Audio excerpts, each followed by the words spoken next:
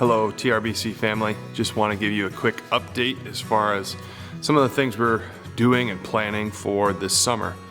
If you were here on Sunday, you already heard this announcement, and this video probably doesn't really benefit you much to watch, but for those of you who weren't here on Sunday, just wanted to let you know some of the things we've decided as a church board, as leadership in this church.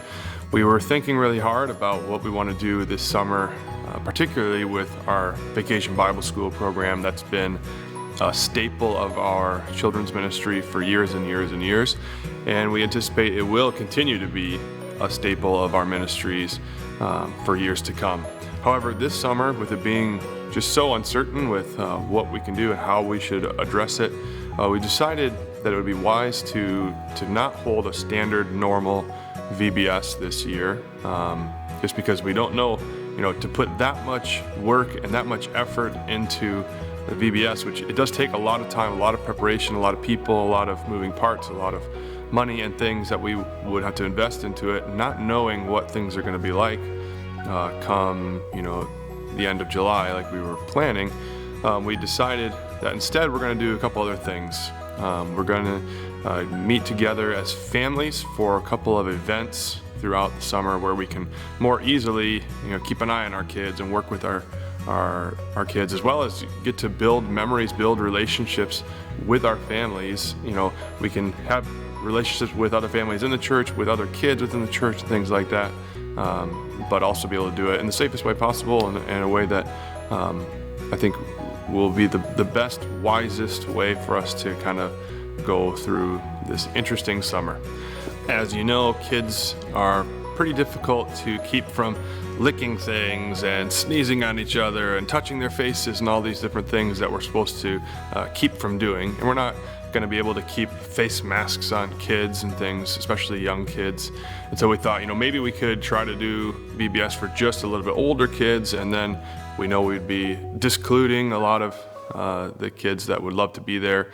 And so we'd also limit the number of kids that could be here. We also don't know, if we were to, try to do this goal of outreach, I don't know how many families are going to send their kids to a church that they don't know during a pandemic. So there are many factors that kind of went through that decision. We thought about it pretty long and hard. Pastor Jeff and I had many conversations about it. We talked with our wives, and so we sought a lot of counsel on making the decision. And so it wasn't something we just took lightly. We just said, okay, we're not going to do it. We really tried to do what was wise, what will be safe. Also knowing that there will be other churches that will have VBS programs this summer. If that's something you really, really desire to do and you feel comfortable with that, you can go to some like-minded church that is having VBS. And we'll plan to have ours next summer. We've got the curriculum. I bought it back in probably January or something. So we have that to use for next summer. And so we will definitely be going back to that. But I do think maybe a break from this is not a bad thing. A week of VBS is good for that. A lot of content, coming to the kids, which is great. But at the same time, that's a week of maybe a little extra stress, a week of a lot of time and effort that now we don't spend, and now you may have opportunities to really invest in your families.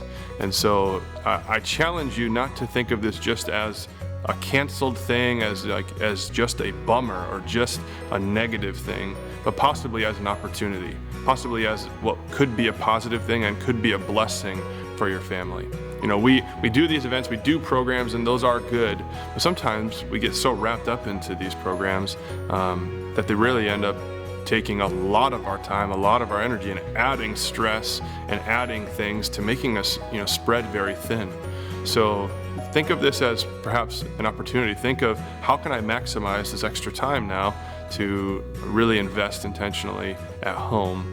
And so I just challenge you for that. Maybe VBS is canceled this year, but your home and spending time together and investing at home is not canceled. So I challenge you to take advantage of that this summer. But with that being said, one of the things that we have launched, if you were here on Sunday, you've already seen this, but is our Best Summer Ever initiative. We, using Faith at Home resources, we've put together some things to help us have the best summer that we possibly can. As I said on Sunday, a lot of people have kind of written off 2020 as the worst year ever. But I really think if we are intentional with this extra time we've been given, this can really be the best summer that we've ever had. And so inside these buckets, you will see that there's a letter to the church here. Just gives you an explanation of what we're doing, why we're doing it, and it also tells you what things are in your bucket, so you can take a look at that. That's kind of the first place to start. One of the other things that we have in there is a trifold brochure.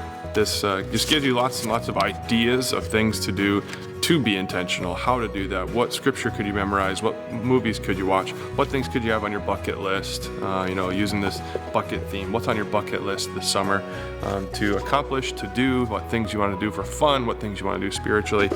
And so we also have a card in here which allows us to think through fun goals for the summer as well as our spiritual goals for the summer as a family.